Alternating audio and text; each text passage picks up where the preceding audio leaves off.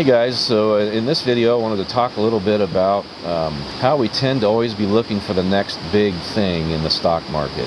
When I started investing seriously in the stock market a little over a year ago, my first stock I really wanted to get into because I just knew it was going to blow up was Tesla. And sure enough, it did exactly that. And along the way, over the past year, I've also put a lot of money into other stocks, just because I thought it was the thing to do, to diversify. Well, as it turned out, I just sat down yesterday and kind of looked over my portfolio, and it dawned on me, if I'd just taken every penny I'd put into the market in the last year and put it all into Tesla, instead of doubling my money, I would have almost 10x'd my money. At least, probably, on average, I would have 6x'd my money. I'd have been far better off. Now, I'm not saying you shouldn't diversify, but I am saying that when you have found a stock you really believe in, and for me, I really am a big believer in the Tesla company. You know, there's no harm in just buying more stock in that.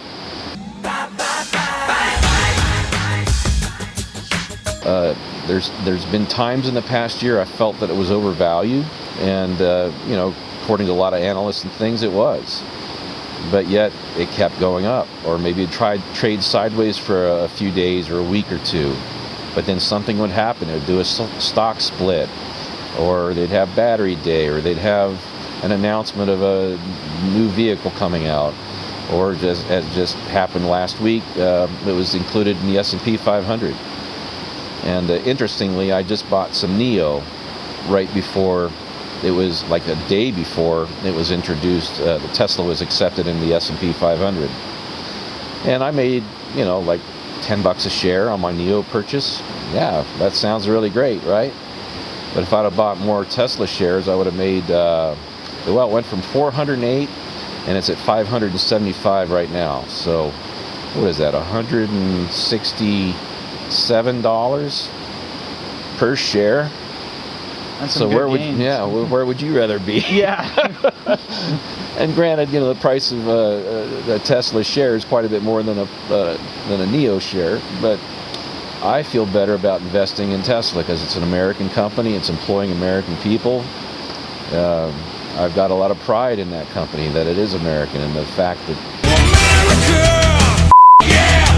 Elon has really been a leader in our generation. As far as the genius he's shown, I feel like he's really our living Einstein of today, or the living Tesla, I should say. Yeah. And the guy just never ceases to amaze what he brings to the front with new ideas. I mean, you got the Boring Company. You've got, now he wants to get into car insurance, and autonomous driving. Yeah, the solar. We're going to get the solar roof, packs. The glass tile roof we've ordered. Can't wait to see that on the house. And then the list goes on and on. I mean, there's so many things that I forget more than I can remember, things he's getting into. Really, it seems to me like everything he touches turns to gold. And a lot of people are really down on Elon and Tesla up until about a year ago, and I just happened to get in at the right time. And looking back now, and of course hindsight's always 20, I really wish I'd just put all my money into Tesla the whole time. I've got other stocks I like, but nothing compares to that. And I'm sure as time goes by, there'll be other stocks that are big winners too. But well, I think that's the great benefit of these videos is, I mean, every investor has that one company or that one stock trade that they did that they regret. Yeah. And I mean, being able to share that knowledge with one another and kind of helping each other out is really what it takes, because I mean, we help each other out and we all succeed, because it's not really a competition against each other. It's, you know, we're all working towards the same common goal of, you know, making money on our stocks. Yep, trying to make our family, give our family a little bit better life with hopefully some good earnings in the market, and of course other ways as well, real estate, and you know, people get into all kinds of different, you know, side gigs with YouTube channels and Amazon affiliations and that type of thing. Yeah. So it's one great thing with this country we live in here in the United States of America's really unlimited ways to make money. Yeah. So It's definitely, I think, one of the more fun ways is stock investing. Or it is fun. yeah. It sounds really dry. Yeah, once you get into it Yeah. though, and you make a really good trade on something, it's almost like you almost get a high from it. I mean, you get really excited, and It is. then you also, on the flip side, have those trades that you make, and then you check back into the company and see the price has gone even higher than when you sold out. I actually did that on one. I think that was my biggest regret trade. It was on a stock called JNUS, which was, they were going to call the Cartoon Network, but it was going to be spelled with a K.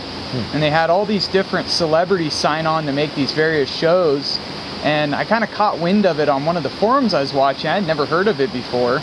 So I started looking into it, and over the 5-year average, the stock price was like $1.20. So I'm like, this is kind of a risky one. And just started seeing the chatter pick up, and I noticed the price started going up a little bit. So it's like, I'll sink a little in. I think I bought in at 140. About 3 days later, they put out the news that they were going to launch that Cartoon Network, and they ended up launching it that following week. And the stock just skyrocketed.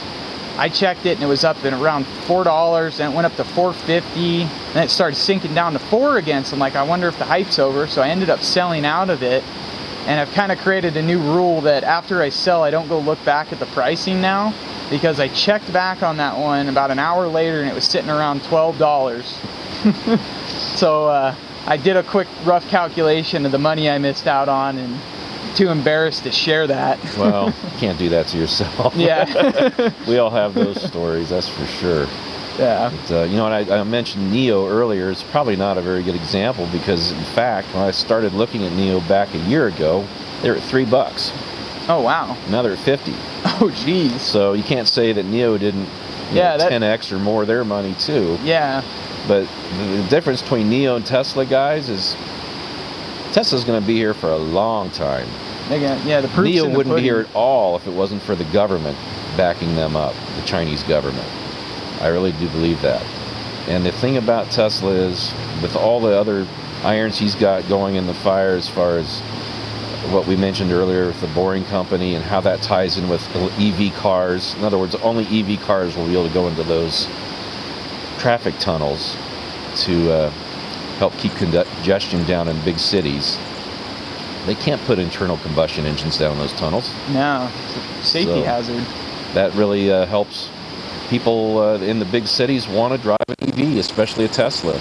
Man, I wish I could just think right off the top of my head all the different things he's got going on right now, but it's just mind-boggling, really, when you sit down to appreciate just how genius he really is, and how all these different tangents he's on fit together and support each other. It's really cool. It's kind of neat too to step back and look, because I mean, I couldn't see myself buying a hybrid or an electric car 5 years ago, and now I'm all for it. I mean, I see the gas savings potential with it, the maintenance, because I mean, you figure it's got regenerative braking, so you're not wearing out brakes like you would on a combustion engine vehicle. You don't have oil changes, tranny fluid changes. I mean, the overall cost savings is just astronomical, especially if you couple it with solar on your home, which is another one of his areas that he's exploring. So they kind of all interweave that way. The amount of money you save on fuel, just on fuel, plus the maintenance. Yeah. Plus now, with his insurance program, should be able to save money on insurance as well. I mean, you're really looking at almost a free car. Yeah. Yeah, when it comes down to it. I mean, it's going to go a long ways towards covering the costs of the payment on a car like that. Yeah. I know. I estimated myself, and you could get the is it the Model Y that's around $35,000, and I personally, my gas bill is about $500 a month, and one of my friends owns one, has solar on his home, and he said it costs about, roughly he would figure $2 a day worth of PG&E, so you figure $60 a month in electricity, and you're saving that $500, so you're ahead $440 right there. Yeah. On a $35,000 car, that'd be your car payment. Yeah, so it's easily done. Yeah. I just don't see how people are not going to go this route. It's the writing's on the wall. They've here in California, they've made it the sale of internal combustion engines for cars illegal after 2035, I believe it is. Yeah. Now Britain's just done it for 2030. I mean, here it is 2000, almost 21. You're going to see a mass shift between now and 2030, 35. I think what's really got people scared is, I mean, they can pass the legislation now and then, you know, renege on it later down the road, but they've already shown with the bigger trucks like what you've had to deal with. I mean, they're already actively pursuing it. And yeah, I've talked about that already in the other, probably on the other channel, Yeah. with the trucking situation. I run an excavating and tree service company. I'm a Class A general engineer, engineering contractor, and as a result of that, I've got quite a fleet of trucks. And the big rigs, especially the big, 10-wheelers, were basically made illegal if they were 2010 and older in the state of California as of January 1st of this year. It forced everybody in my position and all the big fleets, they all bought new trucks or newer trucks. I didn't buy brand new, I bought 2013s primarily, because I felt like they were old enough to have the bugs worked out of the exhaust systems and everything, to where they weren't catching on fire and burning down. But I will tell you guys, the power in those trucks is so lacking. They're so muffled with the exhaust systems, they just can't put any real power to the ground compared to my old trucks. So it's disappointing. I really look forward to the day of driving a Tesla truck. Yeah. That battery torque, I mean, that'll make any internal combustion engine truck look really sad when it comes to power and torque. Well, what you said about buying the 2013 because it's got the bugs worked out, we forgot the advantage of Tesla too, in that they can upgrade their software even after you buy the vehicle. So if bugs are exposed later on down the road, they can tweak it and you can perform a software update on your vehicle just through your Wi-Fi at home and potentially work out probably 60% of those bugs. I mean, mechanical things I don't think they could fix remotely in that sense, but any sort of software related issues they should be able to.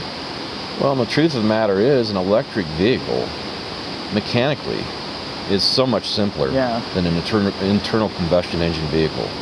It's exponentially simpler. There's just fewer parts, fewer moving parts. Yeah. Like Elon Musk said, the best part is no part at all. In other words, keep it as simple as you possibly can, and that's the beauty of an electric vehicle. I mean, if you took the amount of parts in an electric vehicle drivetrain, compared that to the number of parts in an internal combustion engine drivetrain, I don't know what the numbers are, but I'll bet it's probably a tenth. And as a result, there's so much less that can go wrong. And like Nick was saying with the regenerative braking, even the brake pads on an electric vehicle has to be changed maybe a tenth as often. Yeah. In a pickup truck here in the mountains, I have to change my brakes every year. An electric truck, like the Cybertruck or anybody's electric truck, if it regenerates when it's braking, you shouldn't have to do it but once every 10 years, really. Yeah. So.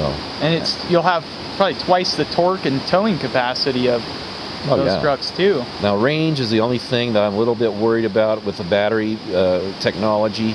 But in all honesty, around here, I'm never driving more than really 50 miles, 100 miles in a day. It's all just short trips. Yeah. So I think we'll see these diesel pickup trucks and probably diesel big rigs around for a little longer, just until the battery technology catches up. But I think by 2030, it'll be there. Yeah. I think the technology will be there. It's almost there really right now. And with the introduction of the new technology on battery data that Elon Musk did, and I think it's very apparent that improvements continue to occur at the same speed, and they say technology tends to accelerate. So if that's true, and it does accelerate, by 2030, there'll be no issue with range, but no matter how much weight you're towing. Yeah. So I don't know. What was this video about? I think we started out. I mean, we could kind of circle it back to the beginning with, we were talking about a Tesla stock, and this is kind of our reasoning in investing in a company like that now, is the technology's there, and it's got to catch on and work out the few little tweaks, and then it'll become mainstream, and you get in on the ground floor of that. I mean, the potential would be insane. I mean, if you look at, you know, some of those big tech companies like Apple or Microsoft, when they first IPO'd back in the 80s and 90s or whenever it was, I mean, you would have probably 1,000 times your money by now if you bought a stock when those first launched. Yeah, I like to watch a older guy on YouTube. His name is Kerry Grinkmeyer. He has a YouTube channel called Best of Us Investors, worth checking out. He always stresses, invest in the companies that change the way you're going to live in the future. Invest in the companies that are going to benefit mankind, really, in the future. So I think he's absolutely right, and that's what I try to follow. Yeah, me too. All right, guys, well, I hope this wasn't too long and long-winded, and it gives you some ideas. Stay tuned for more content. Like and subscribe to the channels. We have the Fathers and Son Investing and Father and Son Outdoors. Both have great content, and just let us know if you are liking our videos down in the comments, and give us ideas for more. Yeah. Thanks, guys. Thanks for tuning in.